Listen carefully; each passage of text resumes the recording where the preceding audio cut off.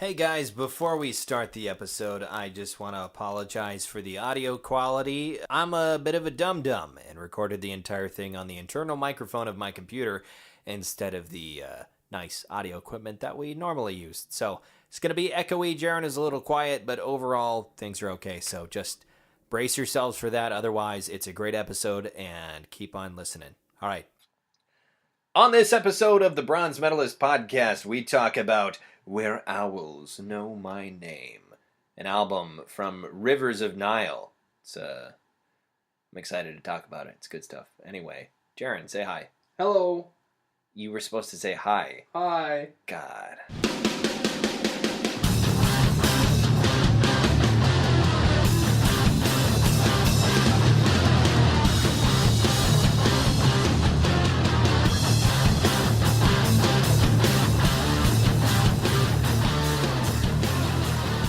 Hi, everybody. Welcome to the Bronze Metalist podcast. My name is Kayle. My name is Jaren. And this is the podcast where we listen to a metal album and talk about it, sort of. Yes. for a couple minutes anyway. And we also talk about other stuff like our lives and movies and all kinds of stuff. So yeah, let's start with Days of Our Lives. I hope that. I bet that sounded We're both crisp. Yeah. So what's up with you? You start.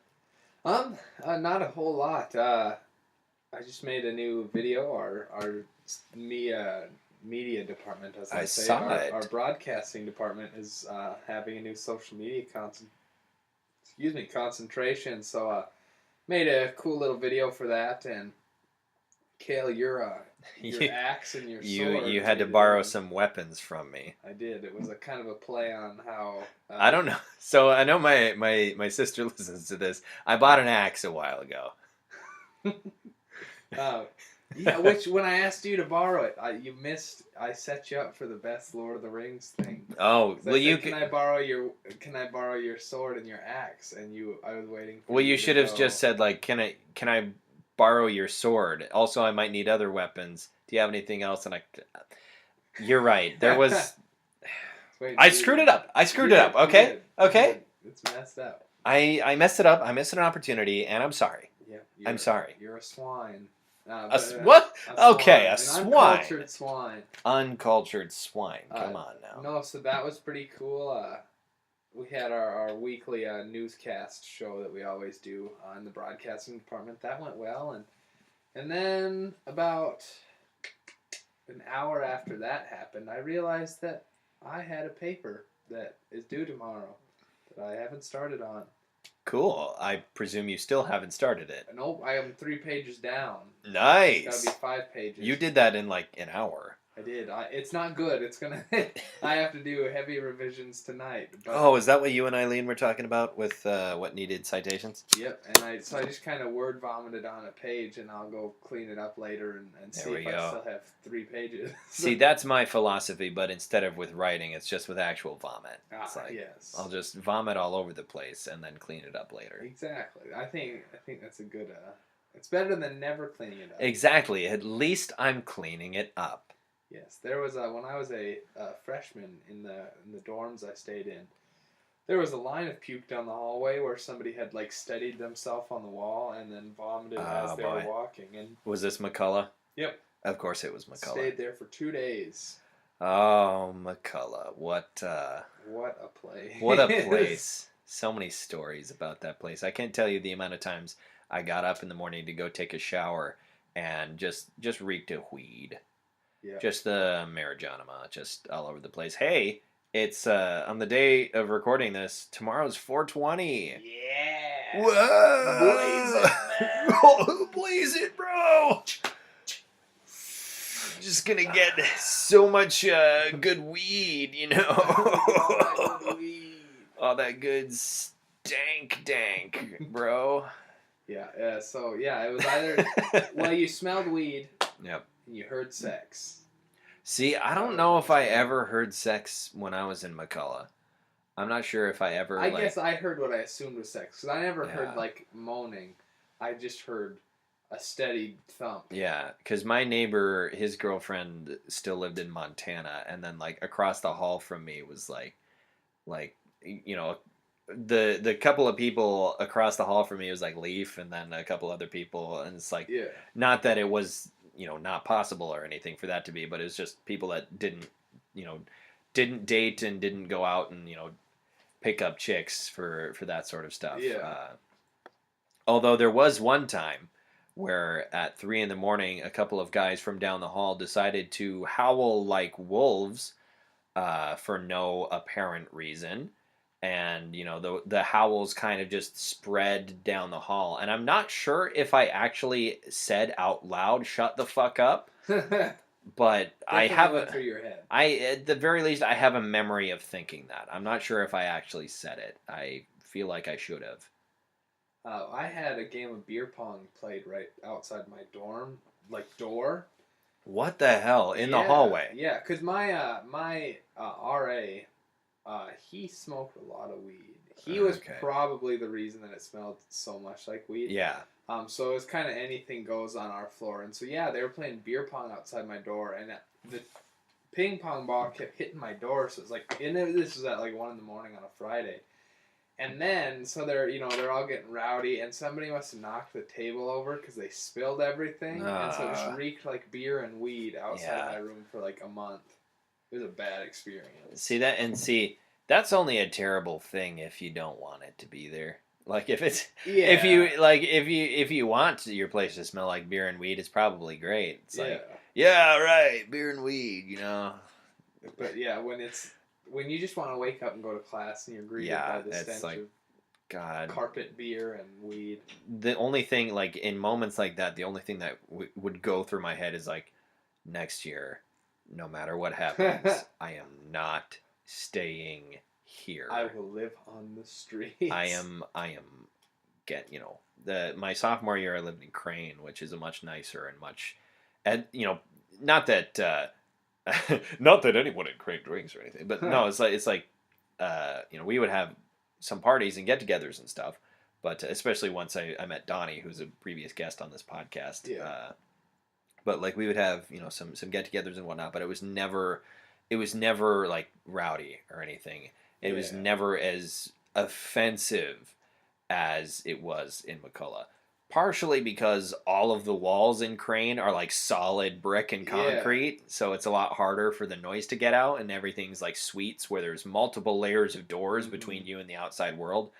But Crane was a much better experience, and then I live here where I have my own room and everything, but there's still, not to speak too ill of them because most of them are nice guys, but the hockey players down the hall have gotten the building in trouble a couple of times. With one time they threw like a 2-day straight rager, and we're not technically supposed to have parties, so to speak, in the building. And so they kind of got in trouble, and there was, I don't remember if I got questioned about it. I think Leaf got questioned about it because we both got home from out of town and discovered that somebody the previous night had gone into the hallway, and there is a fire extinguisher at the end of the hallway. They'd pulled the pin, and just without even grabbing the hose off, they just squeezed the trigger. I remember straight into the ground, and so there was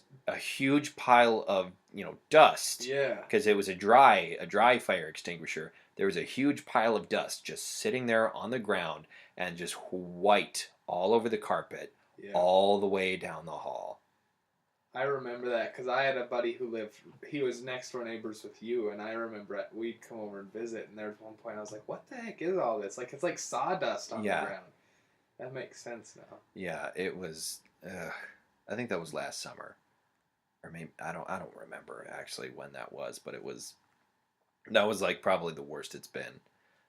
Other than like the 2-day rager that they threw one time. But like they didn't destroy anything that time. It might actually that might have been when they did the fire extinguisher thing.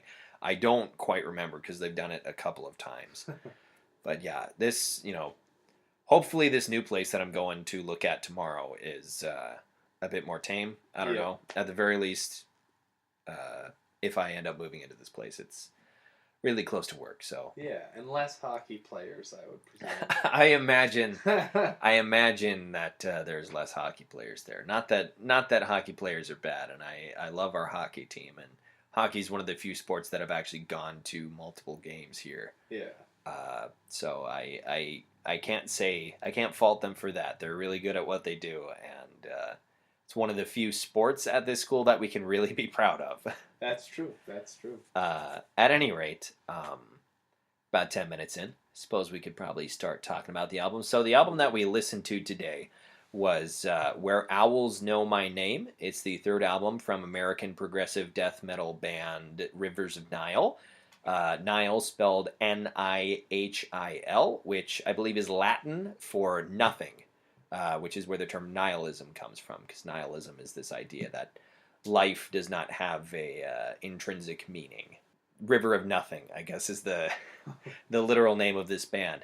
But I am not going to say anything about it for the time being. I want to know your raw thoughts, Uncut. completely 100% honest thoughts on this album. I liked it. There was, I don't remember the name of the song, but it was like track number 5.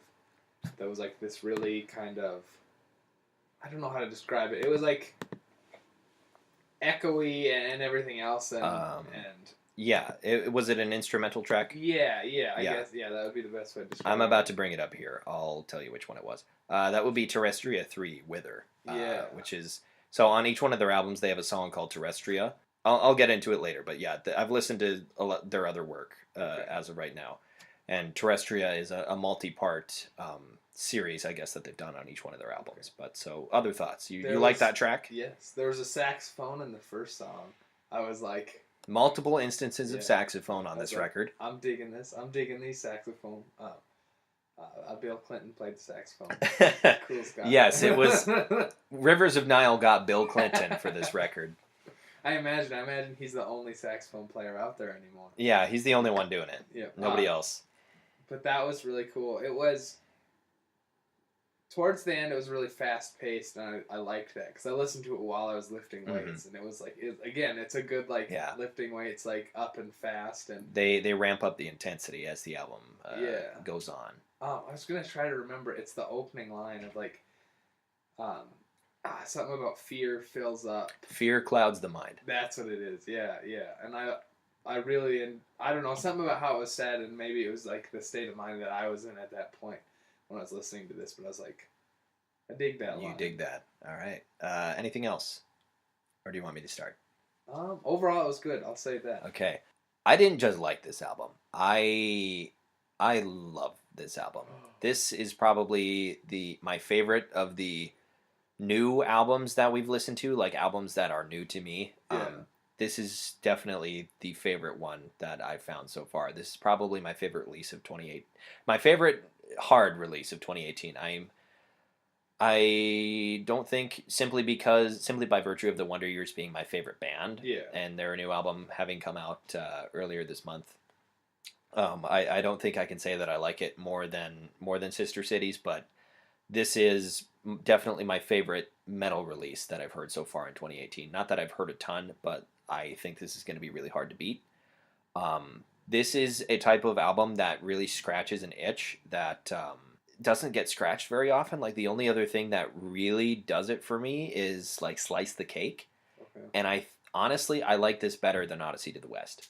I think this accomplishes a lot of the same ideas of Odyssey to the West without being attached to sort of I feel an uneasiness listening to it every now and then because of sort of the nature of the release for Odyssey, where they released it without the consent of 2 members of the band, who were ultimately responsible for its arrangement. Whereas this, there were no problems with its release. These guys worked together and are friends, and it is also not nearly as overly verbose as Odyssey to the West. I think there's a tendency in Odyssey to just be so completely grandiose with the lyrics that sometimes it's just a little too much. Okay. Okay. Like, it's just a little too indulgent and a little too decadent, and it gets tiring after a while. It's kind of hard to sit through the entire thing in one sitting. Whereas this, not only is it a much shorter album, like this album is a lot shorter than or it feels shorter than it is. It's Yeah. 56 minutes, but it does Yeah. not feel like it's that long, which I think similarly to a movie where you can watch, if you watch a 3 hour movie, but it does not feel that long, That's an accomplishment. that's an accomplishment. That's a good movie. And that's how I feel about this album. And like, I was thinking about comparisons to literary figures, because a lot of the lyrics on Odyssey to the West are intentionally Shakespearean. And if Odyssey is Shakespeare, then this is more like, to use a contemporary author, this is more like Cormac McCarthy, where the the prose is still very emotional and very emotive, but it is not flowery. It is not decadent. It is not completely overindulgent. Yeah. It's to the point, and it's very very honest. Not that Shakespeare is, I'm not going to sit here and speak ill of Shakespeare, Yeah. but like, this album just it is so much more straight up and just honest. Yeah. And the thing that I also appreciate about this album is there's such a variety of musical textures and emotions to be felt on this. Odyssey to the West, for the most part, is just misery. Yeah. Like, there is kind of one emotion to be felt there, and it's just overwhelming grief and pain and all of this stuff. And even the one, like, acoustic, like, romantic song on Odyssey to the West is still ultimately very sad. Yeah. Whereas this has a lot of moments of feeling genuinely uplifting or comforting. And there are absolutely instances that feel sorrowful, but they're balanced out with so many more different emotions than I expected going in. I did not expect to feel uplifted by a death metal album of all things. I did not expect that to happen with this album, especially when you look at the album art. Like, the album art is beautiful, but it does not seem like it would be. Yeah, you would look at that and think that that's something that's going to be uplifting. Yeah, and like, especially with it, you mentioned the use of the saxophone, and I think that is a very key element. There are multiple instances, I think 5 different songs that the saxophone pops up in, and all of them, it's used so perfectly. And I think the saxophone is just such a wonderfully emotive instrument. It's so, what's the word? It's so expressive. The saxophone is a very expressive instrument, and I'm not huge on, like, I'm not a huge theory guy or anything like that. Yeah. But I think, to me, 2 of the most expressive, or 2 or 3, I suppose, of the most expressive instruments, I think the electric guitar can be an extremely expressive instrument. And I think the saxophone is up there on that same level. And depending upon how it's used, the violin. Yeah. Those 3 instruments are extremely expressive. And piano, I suppose. But piano is used so much, whereas saxophone, violin, and like electric guitar, if you need an expressive instrument, those are kind of the ones that you go for. And I think just the amount of different emotions that are displayed on this record just kind of puts it up, because it nails every one of them. It absolutely nails it. And like, the usage of the part of it that makes this album, to me, so much more emotionally effective than Odyssey to the West is the fact that the vocals are a lot more intelligible. The title track, which is the penultimate track on the record, Where Owls Know My Name, there's one line on there that really sticks with me, which is, you've wasted all you've been given, still trying to find a way to make life worth living. And like, that is one of the lines that really stands out to me. And and I've listened to this album most of the time. When we have a new album, I only listen to it a couple of times over. Yeah. I've listened to this probably 5 or 6 times. and that's just since Monday when I decided that's what we were going to do. I don't know. I've talked for a while about this. I'm really, really passionate about this album. I shared it pretty much right off the bat on my personal Facebook page.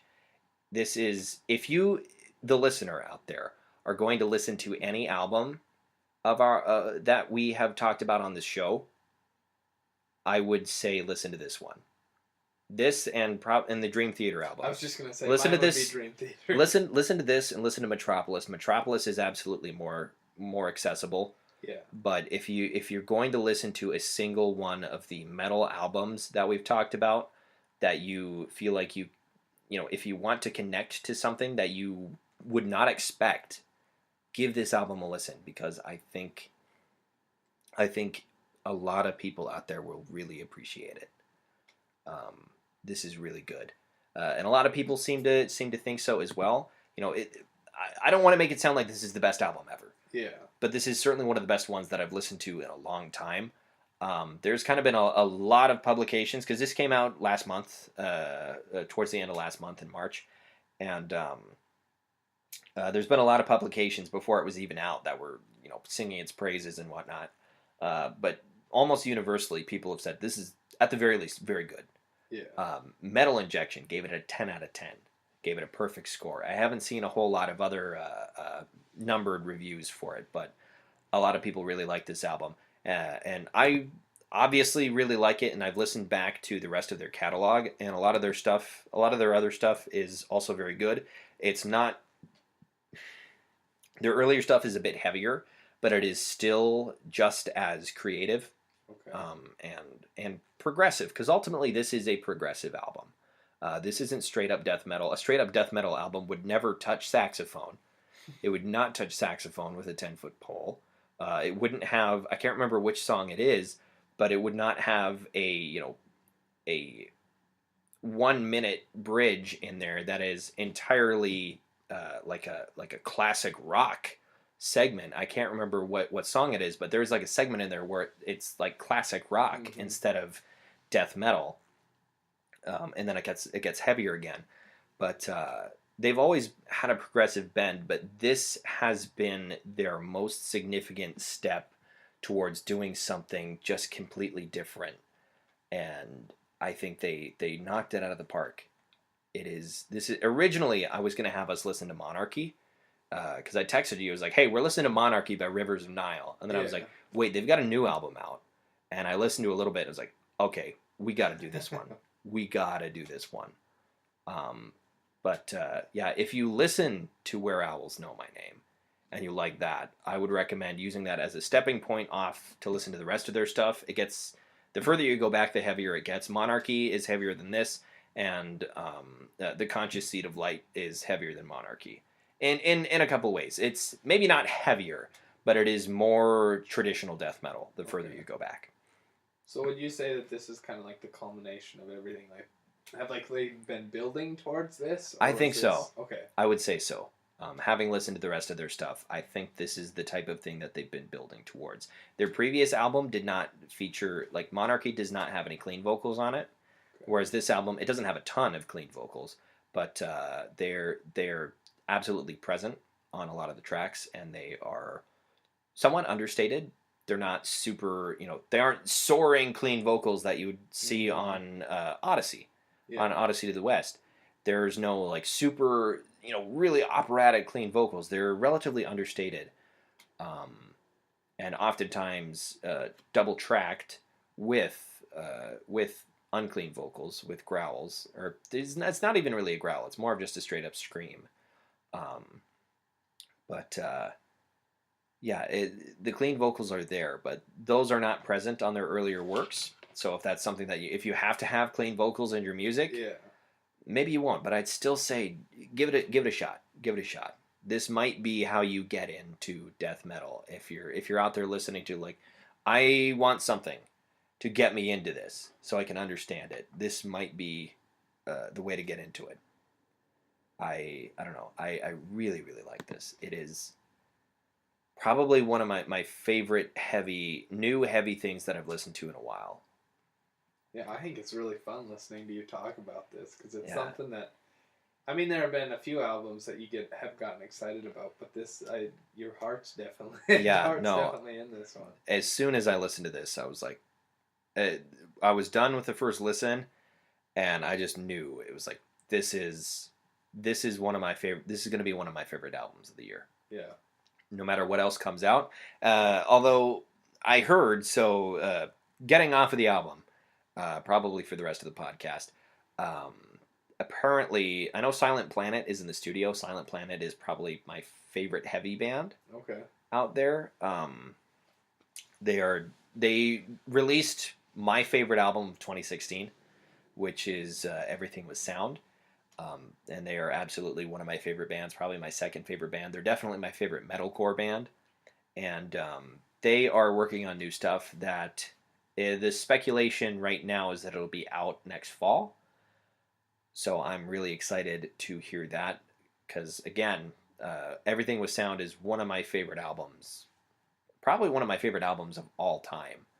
I know my favorite album is The Greatest Generation by the Wonder Years, but I think Everything Was Sound kind of it's definitely up there. It might be number two, um, just because the first time I listened to Everything Was Sound, like I just sat down. I think I turned all the lights off in my room. I just sat down, plugged my headphones in, and listened to it all the way through with no interruptions.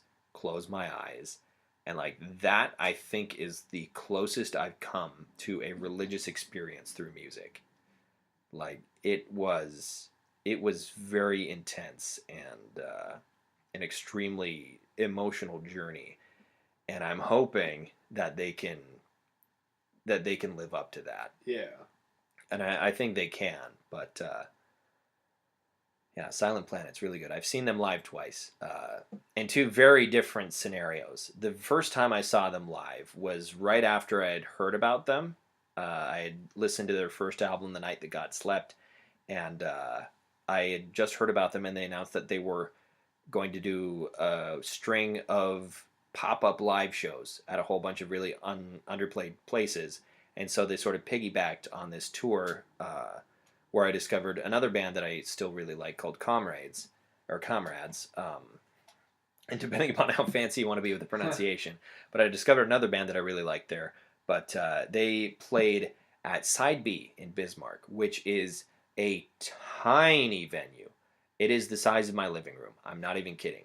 It is so small, and the show was so personal, and it was really, really, really intense. I also saw Sequences. I believe I'm wearing their shirt right now. They're a hardcore band from Bismarck. I saw them there. I saw Comrades. I saw a lot of bands that I still really like, and I've seen Sequences again since then, and they're really good. But the second time I saw Silent Planet, I was at Warped Tour last summer, which they were still amazing, but it was so different at that point, being so much more familiar with their work, but not being able to get up close like I was before. I wish at that first show that I had been as familiar with them as I was now, because that would have made it even better. Because now I have most of their songs memorized, and at the time, like Garrett was handing the mic out to people, and it's like I don't know these songs as well. But at one point, because like I was a lot of people, because this was a surprise show. Most people that were there weren't there to see Silent Planet, Mm-hmm. and because it was like a surprise thing, and so I was there specifically to see them. I was going hard. I was headbanging. I was doing all sorts of stuff, and at one point, I was going pretty hard, and they were done with something, and Garrett grabbed a water bottle off of somewhere, and he handed it to me and was like, and he had the mic there. Was like, "Don't hurt yourself, man," because I was going hard. Yeah. But no, Garrett's a really, really cool guy. I got to talk to him after the show. He's a really, really, really cool guy. One of the nicest musicians I've ever met. And then I talked to Thomas, I believe his name is. I think he's the bassist. Oh, now I'm going to embarrass myself as a Silent Planet fan. But I talked to him last year at Warp Tour and bought a shirt from him because he was manning the merch table at that time. But Silent Planet, bunch of really, really cool guys who make really good music, and I'm excited about that. Did you have a chance to watch any movies or anything this week? I haven't, but right before we started this podcast, I didn't watch it, but the new Godzilla trailer came out. Oh, yeah, because they're making another one. Yeah, and then eventually he's going to fight King Kong. Someday. What's he doing in this one? Did you watch the trailer? I didn't watch it. It was literally like, as you're like, okay, let's, start the intro. I was like, oh. New Godzilla trailer. Maybe we'll have to... So we've been talking about doing another podcast in addition to this one. So I'm going to pitch it right now to you, the listener out there. So it would be called Trailer Court. And it would be a movie podcast where Jaron and I watch movie trailers and talk about whether or not we think the movies are going to be good simply based on those trailers. Because I feel like I have a superpower where I can watch a movie, or not a movie, and see if it's good. Where I can watch an entire film and decide whether or not I liked it, simply based on the fact that I watched that feature film. No, where I can watch a movie trailer and I can immediately tell whether or not that movie is, first of all, going to flop, and second of all, going to be any good whatsoever. Because sometimes good movies flop. Yeah, that happens. But there's so many trailers that I see where I'm just like, ugh, this is gonna be terrible. Do you remember that movie, the second wave or the third wave or whatever? The fifth wave. The fifth wave. Yeah. I didn't even remember what it was called because I watched the trailer for it and was like, that is gonna be a giant steaming pile of shit. Yeah. Who was in that? Was that Chloe Grace Moretz? It was okay. I was gonna say it was either Ellie Fanning or Chloe Grace Moretz. I saw that and I was like, ugh. Well, so what do you think of the Avengers trailer? Good, or is that going to be good or bad? I don't know if I've actually watched the most recent Avenger trailer. I think Marvel movies are a safe bet. They're at the very least going to be all right. They're going to be serviceable regardless of what you do. I don't think, since the MCU has gotten going, I don't think I've seen a Marvel movie that has been straight up bad. Yeah. I don't think you can say that any of them are bad. Like, some of them are maybe a little lazy, but they're decently made, and the writing is usually all right. I think the one that is closest to crossing the line for me is the Dark World, the second Thor. All of the moments with Loki are pretty good. Yeah, and like the action, like right at the beginning when they're like, he's going from planet to planet. Yeah, and he's fighting for Asgard. That's really cool. But all of the stuff with, I don't even remember what Natalie Portman's character's name is. Oh my Jane. Gosh, Jane Foster. Yeah, all the stuff with Jane is boring. Yeah. I'm like, glad that they kind of kicked her. No amount of Kat Dennings' boobs could, no amount of her cleavage could rescue those parts of the movie. Yeah. But no, MCU is, and Infinity War is going to be, I think it's going to be fine. Good or bad, like technically. It's going to make a metric shit zillion dollars. Yeah, because I think it's like sold out basically everywhere. Like, it's hard set. Opening night. Yeah. And I think have been to like every midnight premiere of a Marvel movie since. Serious? Since. I think, well, not for Iron Man. I missed Iron Man. Okay. But I think after that, I was at the midnight premiere for everyone. Even the Incredible Hulk? See, people forget about the Incredible Hulk. They do. People forget about that one because it wasn't Mark Ruffalo. Because it was the other guy, Edward Norton. There we go. See, I love Ed Norton, and I forget that he played Bruce Banner that one time, and that's technically MCU canon. But people forget about that. But so everything after that, from like Thor and Captain America and whatever, I was at the midnight premiere just because it was fun, and it was like small town, like there weren't that many people that went to the midnight premiere, so you always got a ticket. And now, like, I went to The Last Jedi. That was the last like premiere I went to. Yeah. I waited in line for like 5 hours, and I'm hyped for Infinity War. Yeah. But I'll see it eventually. Yeah. 3 years from now, I'm gonna have it on DVD and can watch it literally whenever I want. So DVD. You think we're still gonna be using DVDs in 3 years? Get with the times. We're gonna be beaming movies straight into our brains in 3 years. But yeah, have you been to any midnight releases in Watford since like those first couple, or because Watford's gotten a lot bigger? Oh yeah. Since. Yeah, I think the last one I went to in Watford was The Force Awakens. Okay. And that I got there hours early for that too, and they almost kicked me out of the building. But seriously? Well, because they were like, because in Watford, since we have a small town, the movie theater is under the same roof as a restaurant and a bank. Okay. And it's like, the movie theater's kind of blocked off, so I was waiting at the doors with me and a couple of my buddies, and they're like, you can't be in here, we're closing everything. And we're like, listen, we're waiting in line for the movie. And we basically begged the security guard to let us in. Luckily, we kind of knew who he was, and he let us stay. But yeah, that time is, I don't know. I love seeing the movie, but also I get so anxious. The hassle of a midnight release has never seemed worth it to me. Yeah. I don't know if I've ever wanted to see a movie that bad that I was willing to wait to go do that.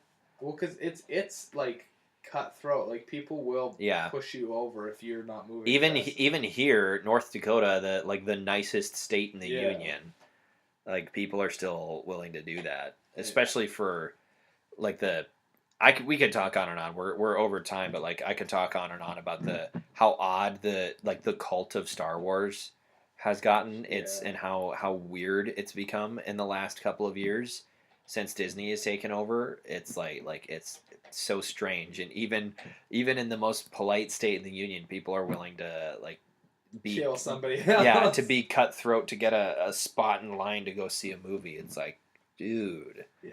Just chill. It's Star Wars, man. I think with big movie premieres like that, our movie theater has 12 theaters or something like that. Yeah. That's a big theater. Yeah, and use for here anyway. Use 6 of them for the same movie. Yeah, seriously. That's all people want to see that night. Yeah. Just use all of them. Nobody wants to go and see The Secret Life of Walter Mitty 2. Yeah, because they're making a sequel to The Secret Life of Walter Mitty, which I heard was a good movie. Yeah. But and I get that it probably costs extra money and whatever, but you're gonna sell 6 theaterfuls of people. Well, and I think to their credit, and don't quote me on this, but I think that might be a thing with Disney. I think you're only allowed to show it in a certain amount of theaters at each venue to encourage things to sell out.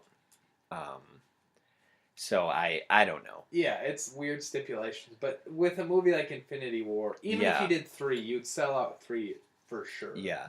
So as I said, we're over time, but I think that was a good pitch for a spin-off between the two of us. Trailer Court coming someday. Eventually. There we go. Started with cracking a beer open, ending with a nice old burp. But yeah, thank you all out there for listening to another episode of the Bronze Metalist podcast. If you're listening to us, that means you could listen to us somewhere else. Because there's a world of possibilities out there, folks. World. Possibilities like Libsyn. You can find us on Libsyn.com. Just search the Bronze Metalist. You can listen to us there. You can download us. Can share a link to it. You can listen to us on iTunes. It's where all the podcasts are. If you got a podcast, it's on iTunes. So do that, too. Yeah. It'll be on your phone if you've got an iPhone. Because everybody does, except for me. I have a Samsung, and I'm fine with it. I like it a lot. It's really slick. Don't at me about that, to use the Twitterverse. But you'll talk about Twitter in a little bit once I tell people that they can find us on YouTube. If you're the kind of person that wants to sit down at your computer and just have something play in the background while you're watching other stuff, and you don't want to listen to it somewhere else, you can just bring us up on YouTube, listen to us on there. It is a thing you can do. That's available to you. Exactly. A world of podcast It fell apart. It fell apart on me. Yeah.